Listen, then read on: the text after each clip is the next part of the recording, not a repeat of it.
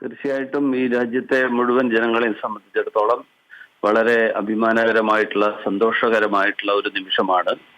26 നിരപരാധികളുടെ ജീവനെടുത്ത പാകിസ്ഥാൻ കേന്ദ്രമാക്കി പ്രവർത്തിക്കുന്ന, പാകിസ്ഥാനിൽ നിന്നുള്ള ധനസഹായത്തോടും പരിശീലനത്തിന്റെയും അടിസ്ഥാനത്തിൽ പ്രവർത്തിക്കുന്ന ഭീകരവാദികളുടെ പ്രവർത്തനങ്ങൾക്ക് മറുപടി എന്നുള്ള നിലയിൽ ഇന്ത്യൻ സൈന്യം 9 കേന്ദ്രങ്ങളിൽ ഇന്ന് വെളുപ്പിന് നടത്തിയിട്ടുള്ള ആ പ്രത്യാക്രമണം ഭീകരവാദ കേന്ദ്രങ്ങളെ ലക്ഷ്യമിട്ടുകൊണ്ടാണ് എന്ന് കൃത്യമായിട്ട് ഔദ്യോഗികമായിട്ട് തന്നെ ഇന്ത്യ പറഞ്ഞിരിക്കുന്നു.